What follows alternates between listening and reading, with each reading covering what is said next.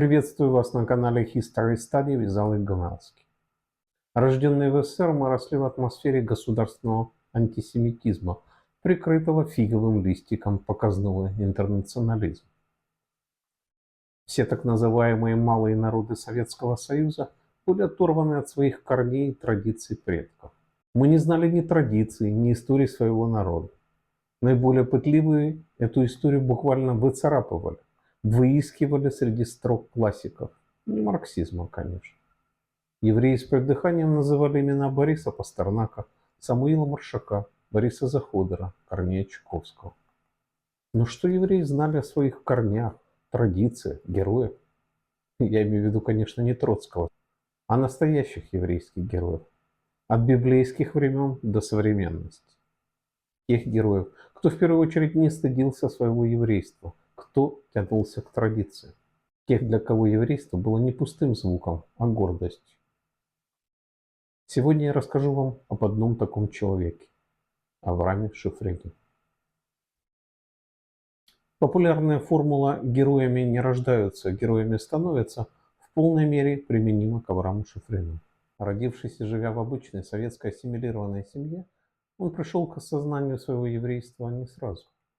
И это самосознание росло вместе с его героическим противостоянием советской системе.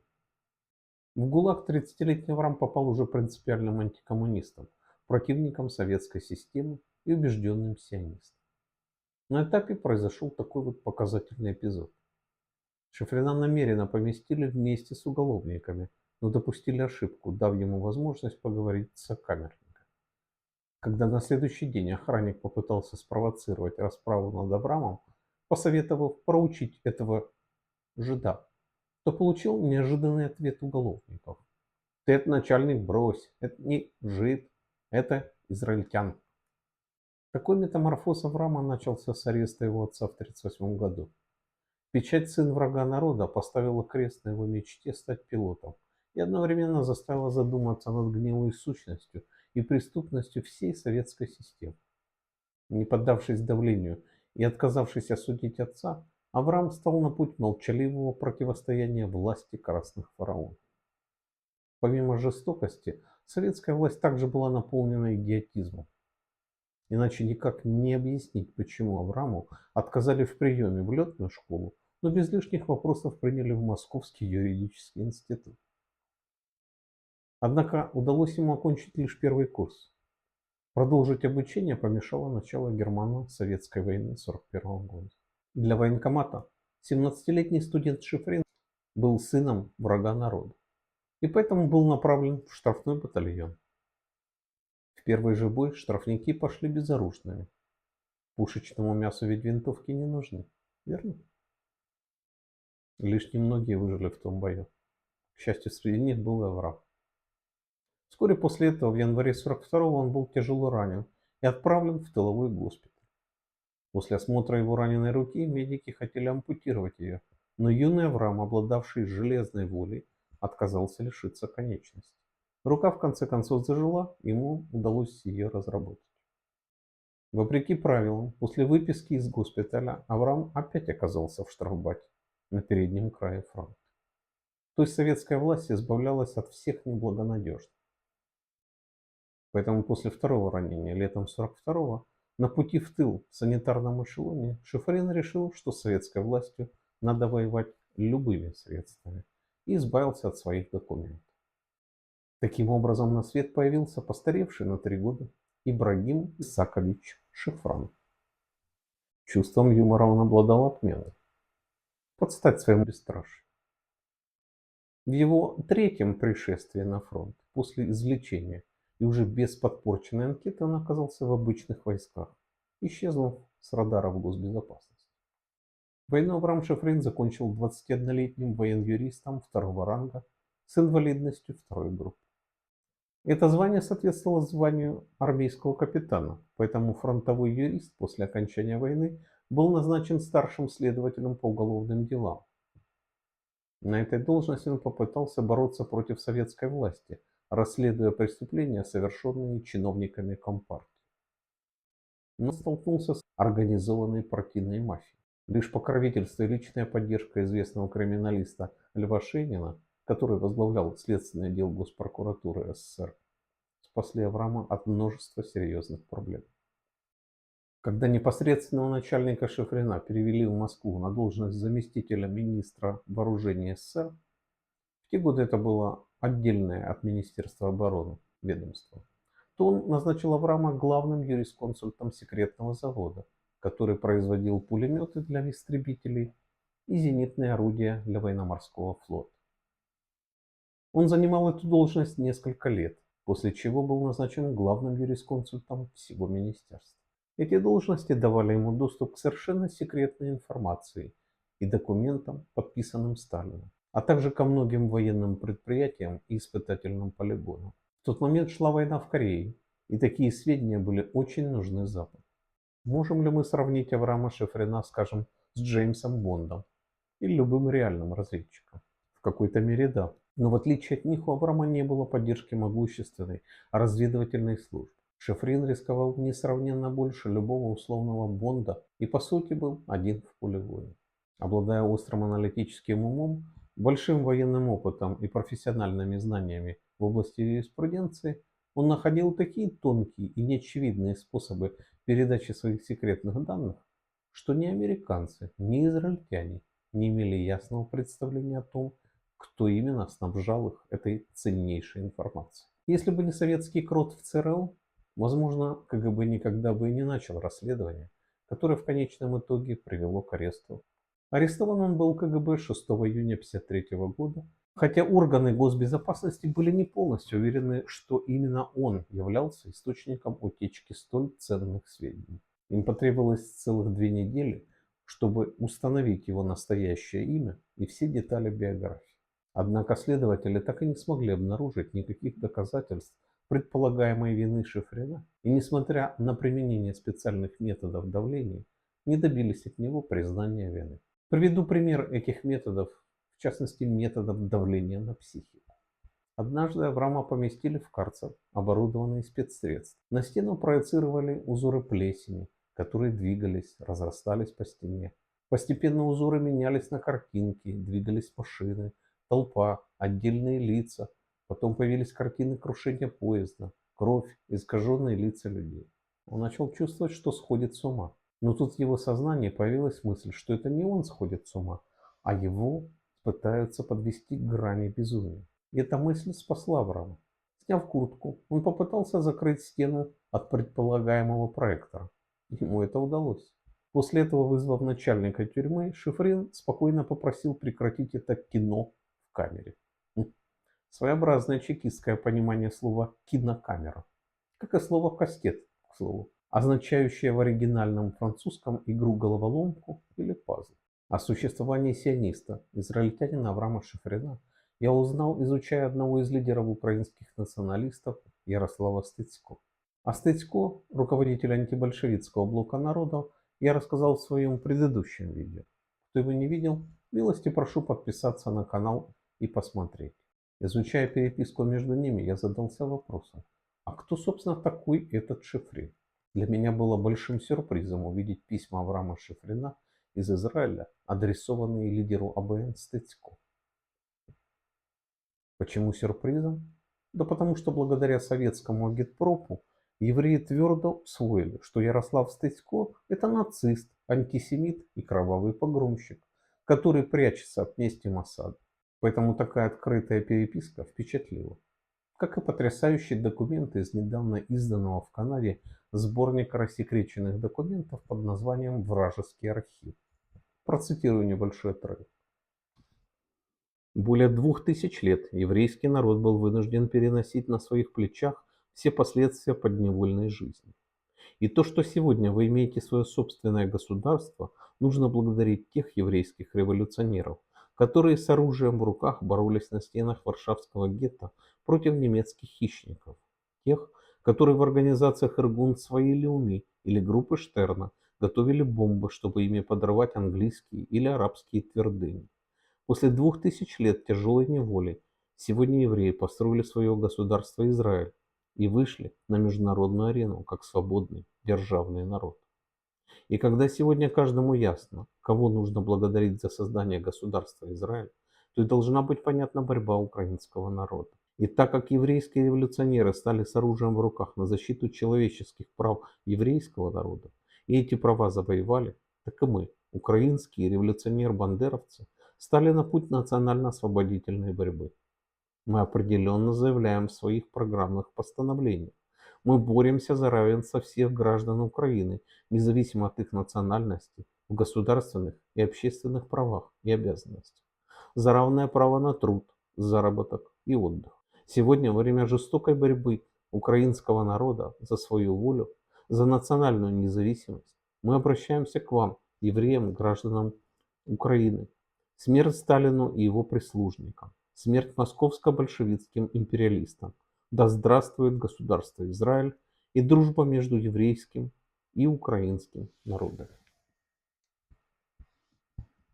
Подпись под этим письмом УПА. Дата. И вот она-то меня и поразила. Март 1950 года. То есть спустя менее 2 лет после провозглашения независимости государства Израиль, украинские повстанцы в лесах Галичины знали об Иргуне, Аврааме Штерне и Менахеме Бегине больше, чем советские евреи в Москве. Отмечу, что по признанию самого Авраама Шифрина, его еврейское самосознание лишь проходило этап становления в период 48-50 годов. Тогда в Москве с группой единомышленников Авраам активно обсуждал вопрос, почему новорожденное государство получило такое странное название вместо привычной Палестины. Что такое вообще Израиль и где найти об этом сведения? Информации не было. Авраам и его друзья в буквальном смысле воровали из Ленинской библиотеки карты Израиля, если не удавалось их, конечно, тайно сфотографировать. Реальное отношение СССР к еврейству и сионизму наглядно продемонстрировано в строках приговора военного трибунала СССР израильско-американскому разведчику Шифрину, который я сейчас процитирую. Органы госбезопасности еще с 1948 года имеют сведения, что он был членом и одним из организаторов националистической, сионистской и антисоветской группы. И в составе этой группы собирал тенденциозные данные о государстве Израиль, а также сионистские стихи, а также специально подобранные выписки из еврейских книг и энциклопедий. Делал списки евреев, желающих принять участие в войне на стороне государства Израиль. И убеждал своих друзей изучать историю Израиля, добиваясь изменения их идеологии. В ходе предварительного следствия также установлено и нашло свое подтверждение в заседании трибунала, что подсудимый Шифрин неоднократно выражал свои националистические, сионистские взгляды, восхваляя государство Израиль и его власть.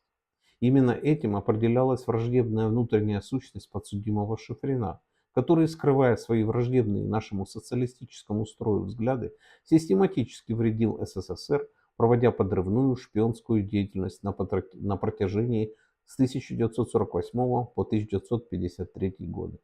Руководствуясь изложенным, судебная коллегия военного трибунала признала Шифрина Ибрагима Абрама Исаковича виновным в шпионаже в пользу государств США и Израиля и приговорила к высшей мере социальной защиты – расстрелу. Лишь чудо, а вернее расстрел Берии и его назначенцев, включая Богдана Кабулова, лично курировавшего дело Шифрина, спас Авраама от приведения в исполнение смертного приговора. Спасло, но не от ГУЛАГа. 10 лет тюрем и лагерей, 7 попыток побегов впечатляют. Особенно впечатляют, если учесть, что он был признан инвалидом второй группы.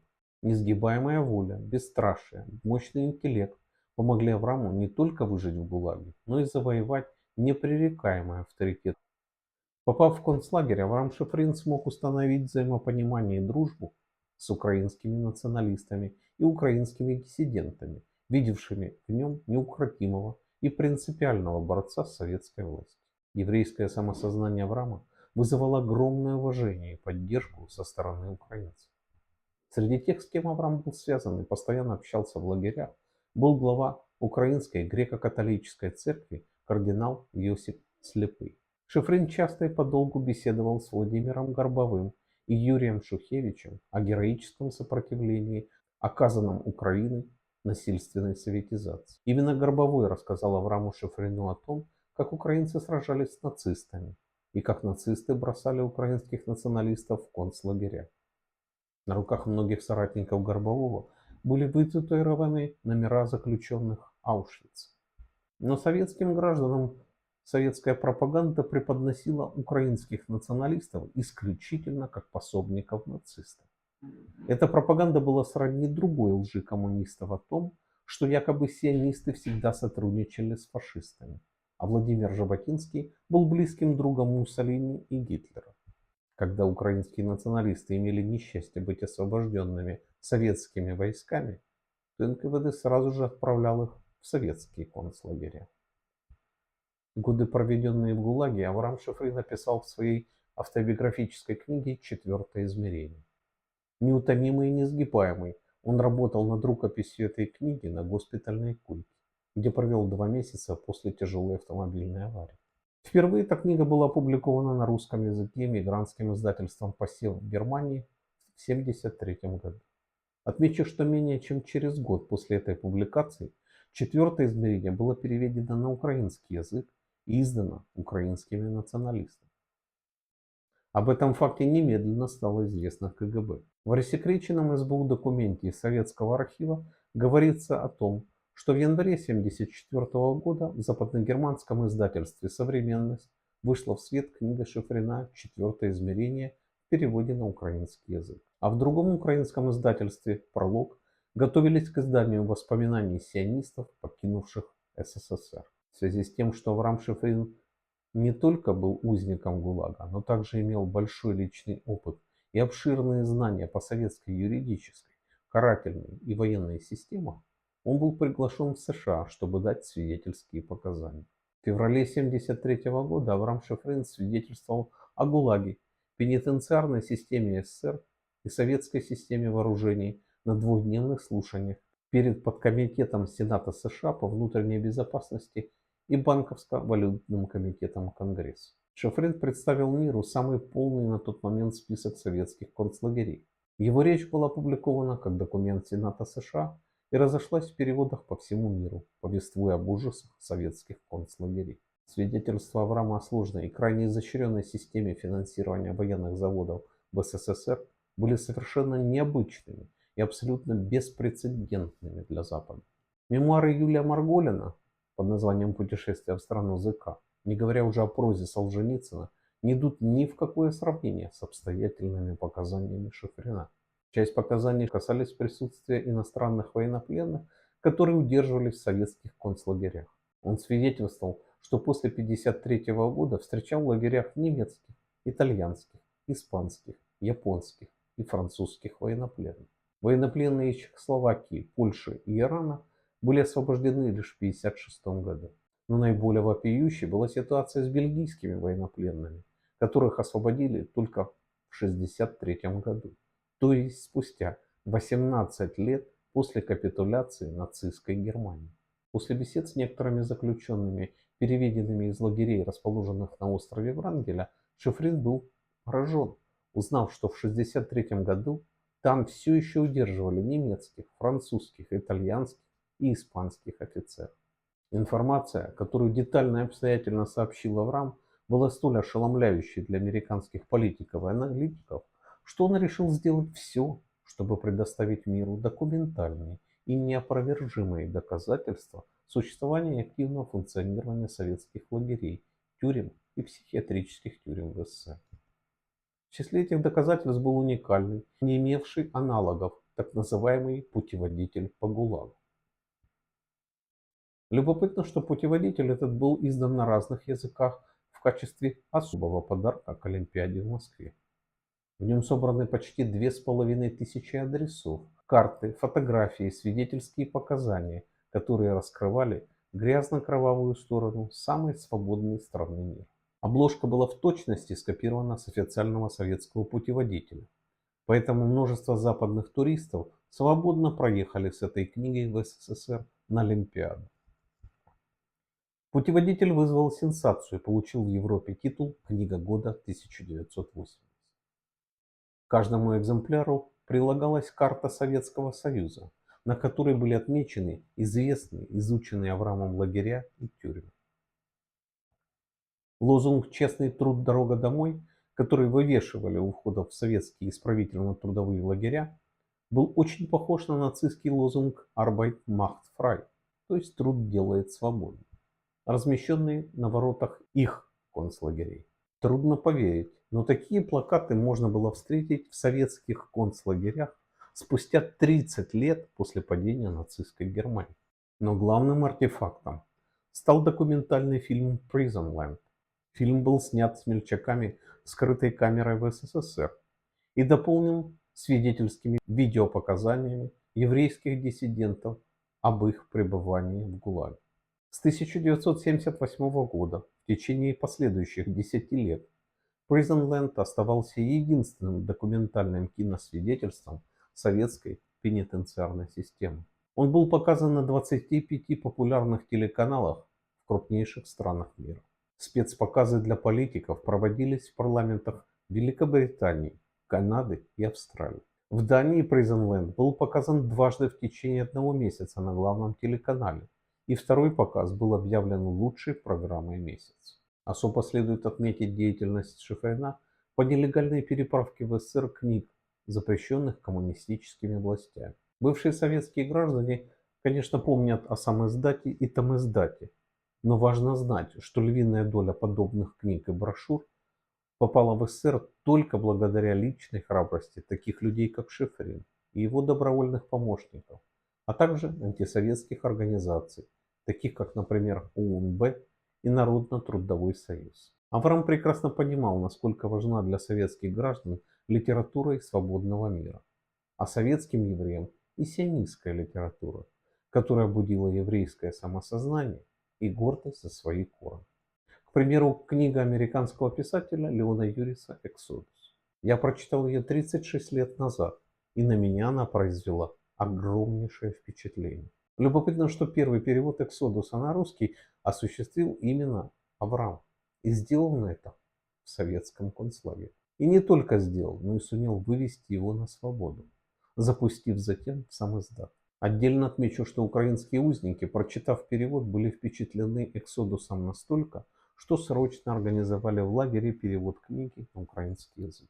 По воспоминаниям современников, Авраам был абсолютно бесстрашным человеком, не признававшим компромиссы ни с врагами, ни с властью имущими.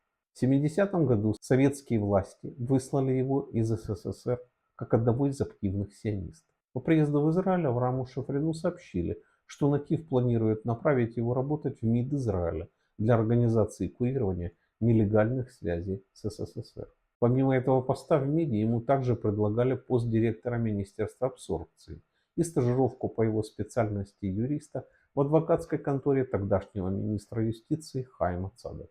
С радостью приняв предложение Натива, Шифрин приступил к работе в МИД, но достаточно быстро осознал, что бюрократическая система не позволит ему действовать решительно против СССР.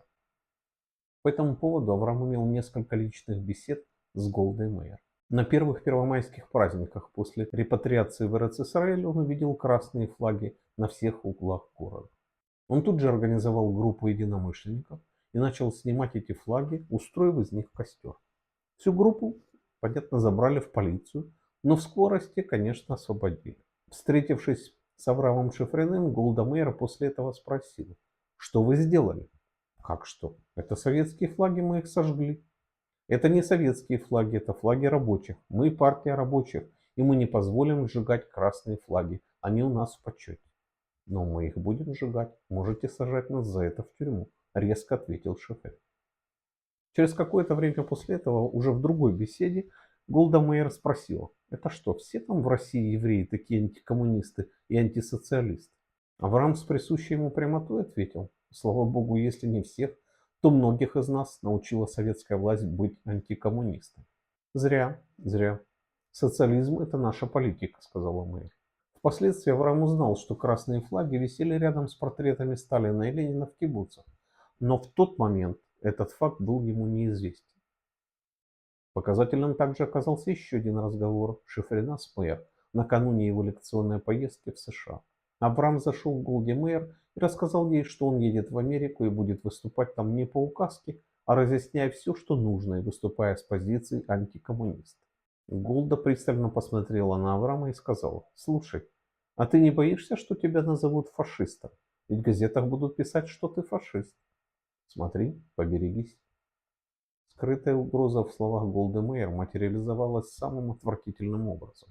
Министерство иностранных дел Израиля начало распространять в США слухи, что Авраам Шифрин не сионист, и что его лекции не приносят пользы евреям, и что ему не следует давать возможности читать лекции. Но вернемся к контрабанде. Операция Шифрина по заброске антисоветских материалов продолжалась с 1972 по 1977 год. Об этом свидетельствует рассекреченный документ КГБ, датированный 17 июля 1972 года. Из него следует, что КГБ были известны детали операции, включая тип и марку автомобиля, задействованного Авраамом — микроавтобус Peugeot. Но несмотря на это, рейсы осуществлялись на регулярной основе. Peugeot стал призраком для Советского Союза. Дважды в год в течение этих 5 лет микроавтобус Шифрина продолжал совершать поездки в Советский Союз. Всего было сделано 10 рейсов. Каждая партия содержала от 1500 до 2000 книг, брошюр, журналов и множество микрофильмов, спрятанных в искусно монтированных тайниках. После каждой поездки машина перекрашивалась, меняла регистрационные номера и команды, пересекая границу СССР уже в другом контрольном пункте. Мне удалось получить доступ к большому количеству недавно рассекреченных документов КГБ в Украине, в которых было указано имя Авраама Шифрина. Например, крайне любопытный пассаж в докладной записке КГБ от 29 мая 1975 года. В целях усиления и расширения масштабов антисоветской деятельности сионисты блокируются за кордоном с украинскими националистами. Этот документ также свидетельствует, что СССР всемирно боролся с сионизмом, используя весь спектр инструментов, включая внедрение советских агентов в спецслужбы Израиля и сионистские организации мира. Более того, в этом документе с грифом «Совершенно секретно» сообщалось, что агенты КГБ, выведенные на длительное оседание в Израиле, уже приступили к работе. Не менее интересна докладная записка КГБ, датированная 23 января 1974 года. В ней представлен план особых мероприятий и в частности указано: вывод в Израиль на длительное оседание агента органов КГБ, обладающего необходимыми качествами для проникновения в руководящие звенья МАОС с перспективой занятия им положения, позволяющего локализовать крайне экстремистские действия Шифрина. Специальное сообщение КГБ от 17 июля 1972 года целиком посвящено деятельности МАУС и лично Аврааму Шифрину. Я заинтересовался, что же это за великий и ужасный МАУС? Какой-то спецотдел МИД Израиля или вообще суперподразделение Моссада? Но изучив вопрос досконально, я выяснил: МАОС — это израильская общественная организация, существовавшая на частные пожертвования, основанная в 1958 году как общество помощи советским евреям. В свои самые лучшие времена МАОС насчитывал максимум 150-200 активистов по всей стране. Целью организации было обратить внимание израильской общественности на положение евреев в СССР и оказать давление на собственное правительство, политика вмешательства которого, тихая дипломатия, вредила положению евреев в СССР и не устраняла запрет на выезд в Израиль. Эта небольшая организация на много лет стала первой и единственной общественной организацией в Израиле, начавшей бороться за алию из СССР. В 1968 году МАОС возглавила уроженка Херсона, хрупкая женщина Голда Елин. Но о МАОС я расскажу отдельно и подробно в одном из последующих видео. Благодаря рекомендациям своих украинских солагерников Авраам Шифрин был подружески принят руководством украинских националистов на Запад, а вскоре украинская община Канады пригласила его посетить американский континент. Визит Авраама в Торонто в конце 1972 года был запоминающимся. Сам он, высокий, импозантный человек с седой шевелюрой и аккуратной бородой, внешне напоминал патриарха или библейского пророка. Его речи на митингах и встречах, включая университетские площадки, и впрямь были пророческими. Он верил в распад СССР и предостерегал молодежь Запада от пагубного увлечения левой идеей. Он убеждал канадцев не верить миролюбивым речам советских партработников, а судить по их делам. Для меня представляет особый интерес информационное сообщение КГБ от 10 января 1973 года. В нем приводится информация о том, что в конце 1972 года Организация Конгресса украинцев Канады, сокращенно КУК, провела в городах Канады Торонто, Монреале, Виннипеге, Эдмонтоне и Лондоне антисоветские манифестации. КГБ в частности отмечал: активное участие в этих провокационных акциях националистов принял Авраам Шифрин. На указанных сборищах Шифрин призывал украинских националистов, сионистов и членов других реакционных иммигрантских организаций к совместной борьбе против СССР. В своих выступлениях он идеализировал личность Симона Петлюры, выставлял его как врага антисемитизма и осуждал убийство этого палача в Париже, пытаясь таким путем устранить препятствия для развития сотрудничества сионистов с украинскими националистами. В период с 1940-х по 1980-е годы деятельность КУК была в первую очередь направлена на противодействие советской власти, борьбу с насильственной русификацией Украины и преследованием диссидентских движений советскими карательными органами в Украине.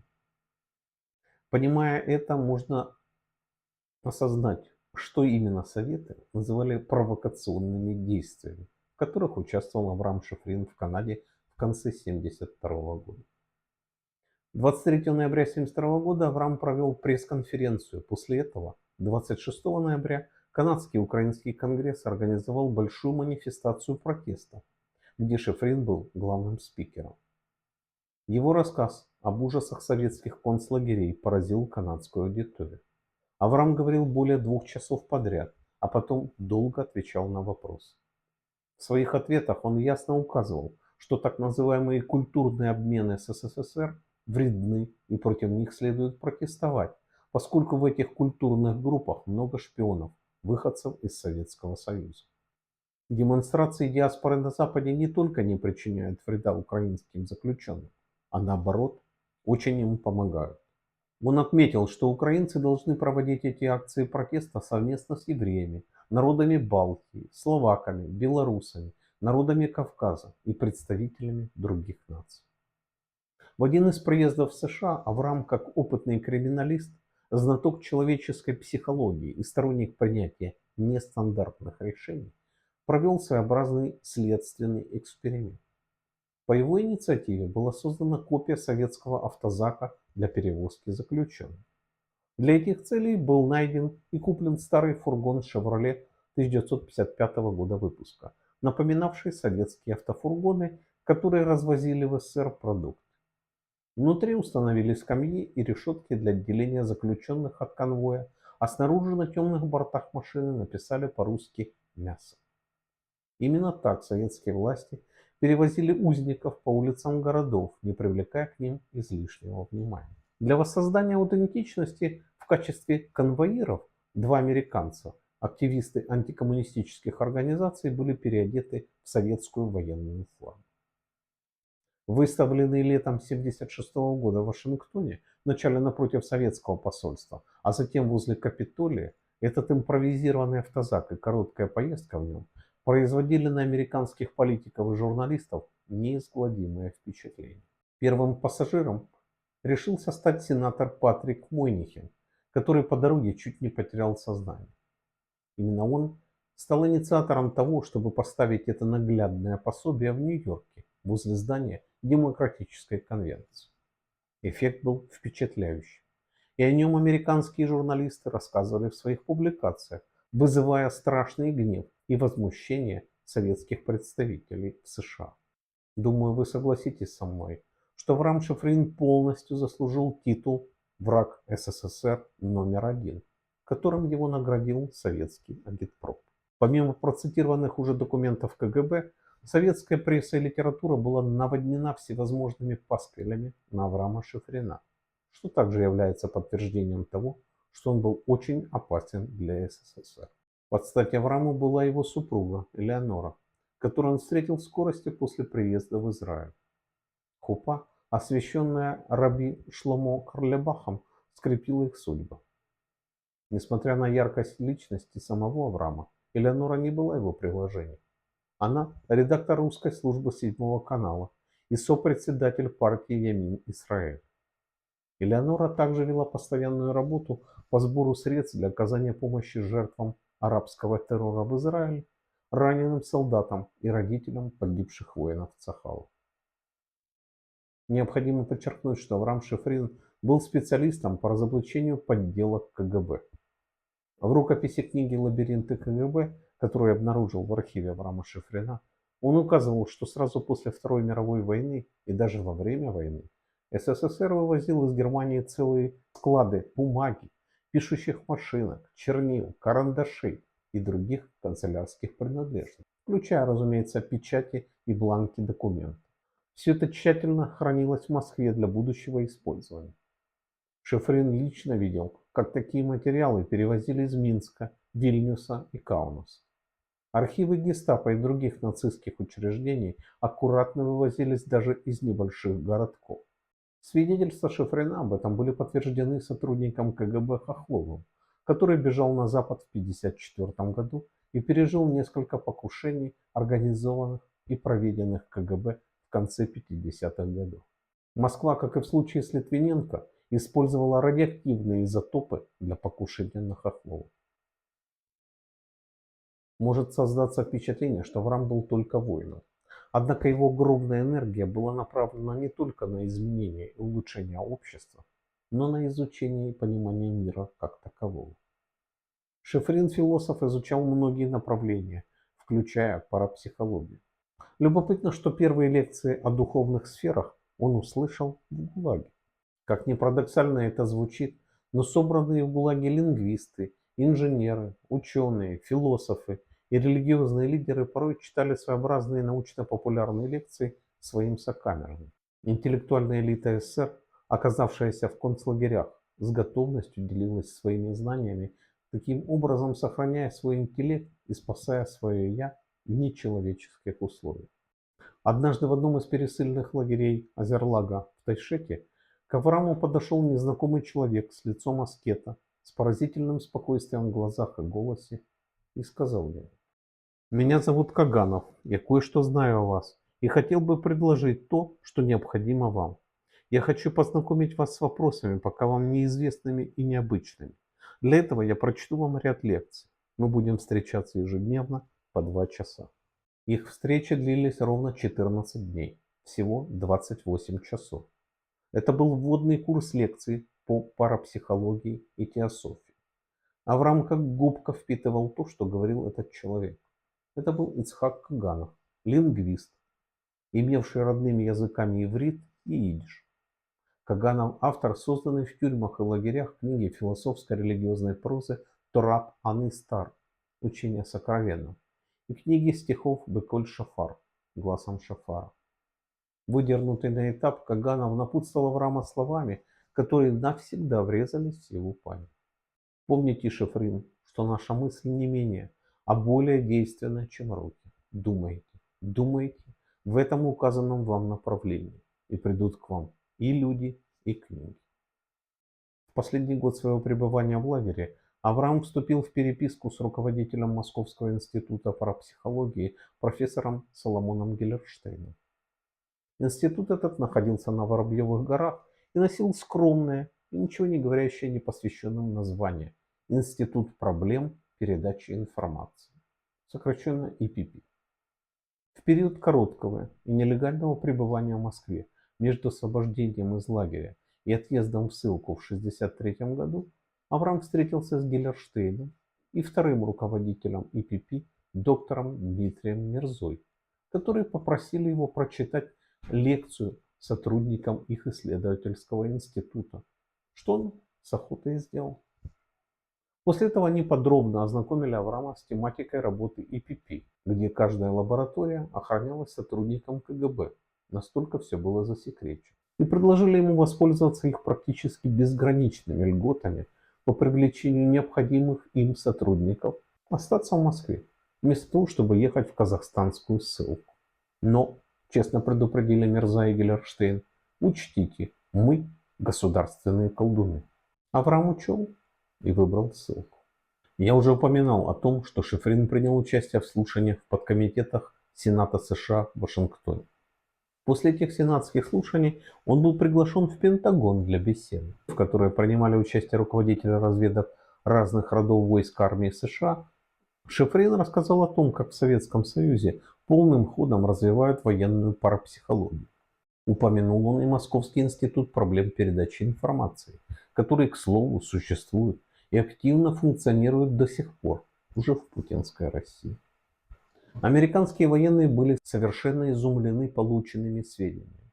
Изумлены до такой степени, что вроде бы, доверяя Аврааму, не могли до конца поверить услышанному. Через некоторое время Шифрину позвонил из Калифорнии уже упоминавшийся Николай Хохлов. На тот момент Хохлов занимал должность профессора университета Сан-Бернардино. Любопытно, что с Николаем Авраам познакомился на американской военной базе на мысе Канаверал, куда ездил однажды выступать с лекцией перед офицерами-авиаторами. Хохлов прилетел туда специально. Бывший следователь прокуратуры Шифрин и бывший офицер отдела ликвидации КГБ Хохлов познакомились на американской военной базе и сразу подружились. К тому времени Хохлов уже получил докторскую степень по клинической и экспериментальной психологии в университете Дьюка и начал преподавать психологию и парапсихологию в университете Сан-Бернардино в Калифорнии. Одновременно он был консультантом Белого дома по вопросам КГБ. Именно Хохлову Пентагон и поручил в 1974 году поехать в Израиль и проверить информацию, полученную от Шифрина. Она заключалась в вопросе бывших советских граждан, имевших в СССР то или иное отношение к парапсихологии. По просьбе Николая Шифрин поместил в израильской газете «Наша страна» объявление с просьбой связаться и поделиться своими знаниями. В итоге Хохлов получил список из 25 имен с адресами по всему Израилю. Люди эти были самые разные, с разными профессиями, с разным опытом и разными парапсихологическими возможностями. В данный момент я завершаю работу над книгой об Аврааме Шифрине, которая написана по предложению Академии наук Украины. Для работы над ней были использованы рассекреченные документы из архивов КГБ, но не только. Персональный архив Авраама перевезен в Канаду, и я приступил к обработке артефактов, небольшая часть из которых была предоставлена сегодня вашему вниманию. В последние десятилетия я занимаюсь исследованиями самых сложных моментов в истории взаимоотношений еврейского и украинского народов в XX веке. Всегда придерживаюсь принципа всестороннего изучения и незамалчивания правды, какой бы неудобной она бы ни была. Одна из моих книг так и называется «История. Неудобная правда». Эти исследования и публикации, направленные на созидание и налаживание взаимопонимания между народами, а также на разрушение мифов и дезинформации, очень не нравятся всевозможным пропагандистам и манипуляторам. МИД России в начале 2024 года включила мое имя в санкционный список граждан Канады, которым навсегда запрещен въезд в Российскую Федерацию. Ну, уж не знаю, как выжить без мумии Ленина и могилы Сталина на Красной площади. Видимо, придется ограничиться лицезрением тематических фотографий, таких как «Ленин в гробу» и коммунист Зюганов у могилки Сталина. Подобные санкционные списки – это часть информационной войны и распространения дезинформации путинским режимом. В очередной раз разыгрывается еврейская карта в межнациональных отношениях. Репрессии в СССР во второй половине 30-х годов, ужас Второй мировой войны, попытки Сталина завоевать мир и продолжающиеся репрессии после смерти вождя народов выкристаллизовали сущность Авраама Шифрина, сделав его похожим на алмазный айсберг, столкнувшись с которым крейсер под названием СССР затонул в глубинах океана истории. Авраам Шифрин всегда чувствовал ответственность и необходимость действовать в, казалось бы, безнадежных и роковых обстоятельствах. Свою миссию он видел в противодействии коммуно-социалистическим идеям, которые толкали и, к сожалению, до сих пор толкают человечество в пропасть. Он был человеком и дела, и слова. А его строгие принципы и откровенное бесстрашие в озвучивании правды и противостоянии лжи создавали вокруг него энергию, всегда вызывавшую у одних злобную ненависть, а у других искреннее уважение. В 1946 году украинские националисты основали антибольшевистский блок народов, АБН, который объединил народы в их совместном противостоянии коммунистической идее и красному империализму Москвы. АБН стал составной частью мировой антикоммунистической лиги, ВАКЛ, в деятельности которой принимал активное участие Авраам Шифрин, как представитель еврейской фракции. Распад СССР и блока его сателлитов в Европе, казалось бы, выполнил задачу АБН и ВАКЛ, однако путинская Россия и левый лагерь, включая, естественно, Социнтерн, продолжают усилия Ленина-Сталина по уничтожению западной демократии. Именно поэтому несколько лет назад, как наследник антибольшевистского блока народов, был создан антиимперский блок народов, в составе которого сегодня есть несколько представителей антибольшевистского АБН. Авраам Шифрин понимал важность и прилагал колоссальные усилия для объединения всех сил добра в противостоянии злу. Нам и сегодня важно единство и самая широкая поддержка всех народов, порабощенных Московской империей. Украинская община Канады до сих пор помнит Авраама Шифрина как гордого представителя великого еврейского народа и как благородного борца за свободу. Эмпатия и принципиальность Авраама привлекали к нему людей разных национальных, религиозных и социальных слоев. Пройдя через неисчислимые муки, одной из которых было бы достаточно, чтобы сломить любого, он остался человеком. Спасибо вам за внимание и до новых встреч.